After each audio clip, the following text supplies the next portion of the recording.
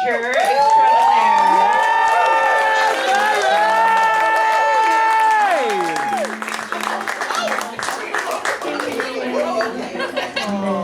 I teach kindergarten. Yeah, you do. I'm amazed I'm even still awake right now. Ditto. Alright, so try to get you guys out of here because I got a bit. I'm trying to watch my weight these days. Like, not right now, but like after Christmas, but I'll be watching my weight. So I'm going to do the thing where you switch out a dessert for an apple. And I'm trying to convince myself I want this apple. But I really do want the Burgerville chocolate peppermint creamy dreamy milkshake. The one with the ribbons of whipped cream on top and a candy cane crumble in every sip. And you need a hydraulic lift to get it through the straw. No, I don't want that. I want the apple, right? No, that milkshake is like an angel took a slightly soft poop.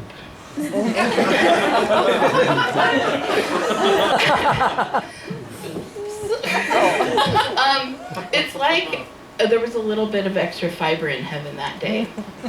Maybe God was making quinoa burrito bowls. I don't know. I don't care. I want that soft peppermint angel poop. It's not the first time that a food resembling poop, that I've eaten a food that resembles poop, basically. I don't care. Because I have an unhealthy love of Nutella. But it can be tricky, because sometimes you get it on your hand and you notice it later, and you want to lick it off, but it could be anything. So the chubby kid in me says, do it, you get to taste the Nutella again. And then the responsible adult in me says, you idiot, it's brown. You've touched a number of brown things today. So it's a game of Nutella roulette. And the chubby kid always wins. Or loses. The thug life chose me. So when I'm not busy thugging on Nutella, I'm teaching kindergarten. And I'm doing a literature study on fairy tales right now. And I'm noticing I'm getting really good at drawing furry little woodland creatures with X's over their eyes and their tongues hanging out. A lot of death in the fairy tale. So the conversation usually goes like this. Okay, boys and girls, what happened at the beginning of the Three Little Pigs? Billy? The first little pig died. Oh, right. Okay. X's over the eyes, tongue out. Right, okay. Okay, then what happened in the middle? Sally? The second little pig got eaten alive. Right, okay. X's over the eyes, tongue hanging out. And then what happened at the end? Ramon? Well, the wolf fell in the chimney and got made into wolf stew.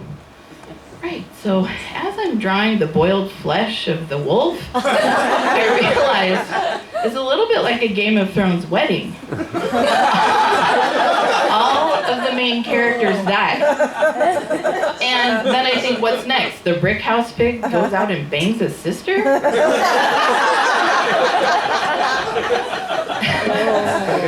Don't get me started on the Little Red Riding Hood. So the wolf eats the granny, and then the woodsman cuts the granny out of the wolf's belly. Is it like Dexter for kids? I can only imagine the hands-on activities. So boys and girls, as soon as the paralysis sets in, go ahead and drag your scalpel across the wolf's carotid artery to allow the blood to drain. After we get the grandma out of the wolf's belly, we're going to celebrate with fresh baked muffins. So, and then I did a unit on Gingerbread Man. Now, this one, he punks an old woman and an old man. He runs naked through a small farming town, and then he rides on the back of a rabid fox. It's like Jackass for kids. I got got news for you, gingerbread Johnny Knoxville. You can be caught, and you're going in gumballs first. So now every time I get a picture book out, 3 kids start crying. Breaking their little souls one fairy tale at a time.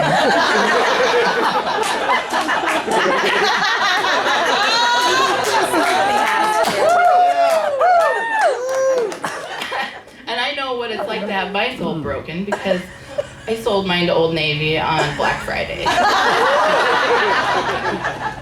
It was for a $15 sweater tunic. So I get up on Black Friday at 3 a.m., drive to Old Navy after getting turkey wasted. Ragey still coursing through my veins. If the cops pulled me over, there's no way they wouldn't smell it. And if they breathalyzed for carbs, I'd be in a court-ordered rehab, taking up smoking to curb the mashed potato withdrawals. So buttery. So I get to Old Navy and I get in line with the 300 angry soccer moms and couponers. And I kind of realize it's kind of like a communist bread line. Everybody's just shivering, just knowing that there's only going to be extra smalls left.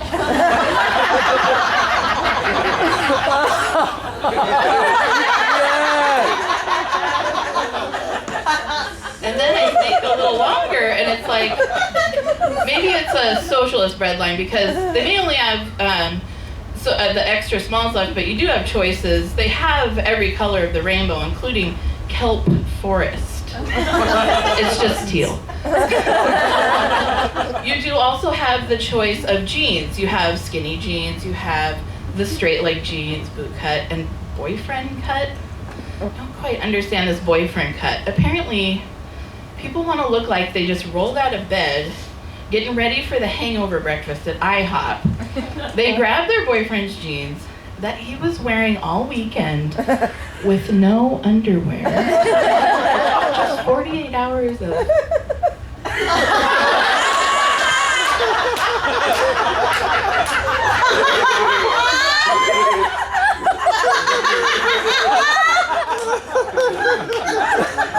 I just don't understand kids these days. So I hop in, so I'm in this Old Navy socialist ball sweat boyfriend jean bread line. 4 a.m. hits, they open the doors, it's chaos, and people are grabbing their extra small kelp forest t-shirts and their testicle distressed boyfriend jeans. And there is instantly a line that goes clear to the back of the store for the registers. And I'm just like, I'm over it. I don't know. I might ditch this sweater tunic behind the mannequins and go drink Bloody Marys at Newport Bay until this blows over. Or, well, but then the sales girl angel comes up to me and she says, you know, you can skip the line if you sign up for an Old Navy credit card. And so I had a 3-second ethical debate. I thought, who would I piss off by skipping the line? People who have trained for this day, like General Patton on Guy's grocery games, they can take me. And then, do I have the financial restraint to own another credit card? No, absolutely not. So I turn to the sales girl angel and say, okay, let's do this. So I'm whisked to the VIP line. This is the capitalist bread line, and this is where you sell your soul to get what you want. Everyone's got a price. Turns out mine's a $15 sweater. It was really cute. And it made it through 4 winters, 2 snowstorms, and 3 blind dates. And I married one of them. It was the second one. Thanks, you guys.